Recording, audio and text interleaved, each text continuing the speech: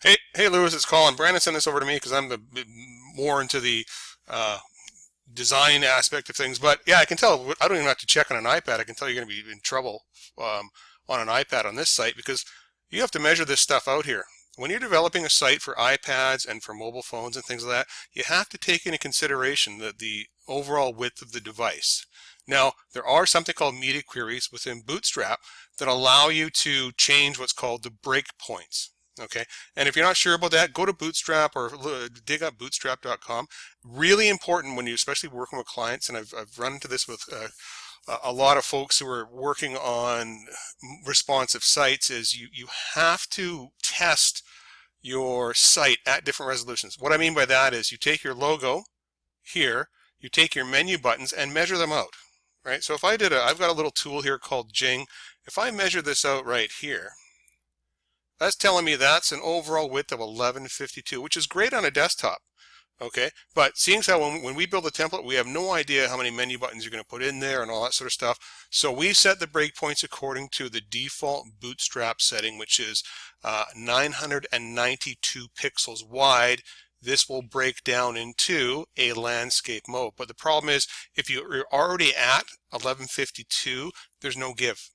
Okay, so really what you want to do is when you have something that is taking up the full width, you either design it so it fits into, my advice is 970 pixels. Make sure that nothing like that runs together like this exceeds 970 pixels, or you need to change the breakpoint using some CSS.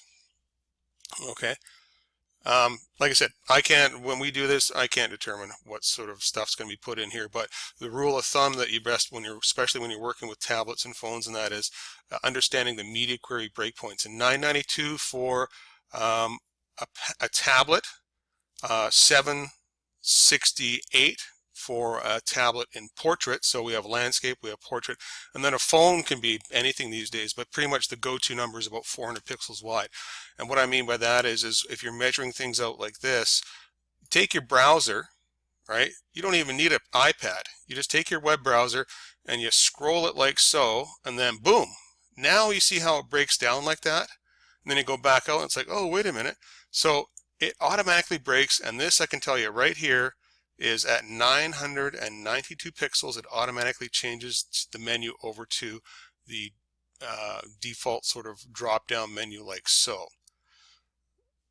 Now how we fix that, that's got to be done through the base CSS unless you have the other option of fewer menu buttons and making sure that it doesn't exceed a total of 970 pixels, right? And the only way you know how to do that is you sort of just resize the page. And you can tell right here there's the home button, the calendar button. So almost from the about on over, you're fine. But these extra two buttons here, all right, let me just measure this out here.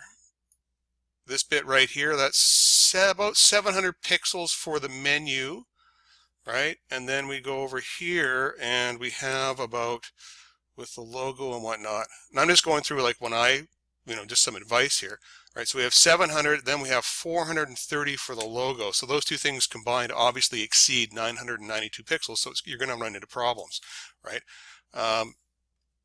So we have to go and, or actually you're the best one to do this really is to change the breakpoints or learn how to do that, right? I mean, the obvious answer is if you need all these buttons up here, fine.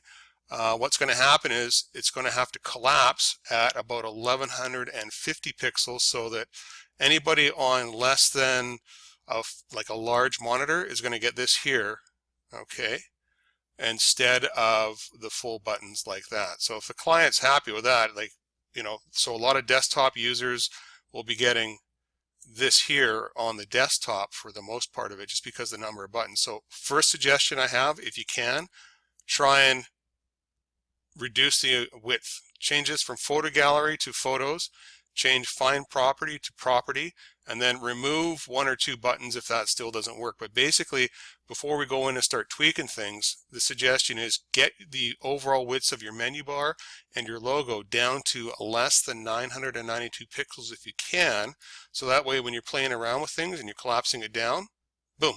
You want to have it so that as it gets down to this area, as your menu bar gets over and close to the logo, it collapses about the same time into that button right there. Okay, so like I said, I'm not going to provide a solution at this point, because the first thing I really advise is reduce the width of your menu. Okay, if you can, remove some words. And the reason for that is because, yeah, I could say, hey, go change, here's where you go to change your media queries. But then anybody who's on not just an iPad, but desktops at probably 1280. Let me just see how wide we can get here. So right there looks good, and that is 1210. So anybody on a resolution less than, say, 1200 pixels wide is going to end up with this. But more importantly, they're going to be, even when tweaking the media queries, they're going to end up with this right here. Okay, so you have to ask yourself, is that going to be okay for your client, right? If he goes to somebody's house and they're, looking at a laptop and he sees this, would that be all right? Your absolute best option to start off with is try to reduce the overall width up here, simply because you do have a fairly long name, and that's fine, but you have a lot of buttons up here as well, right?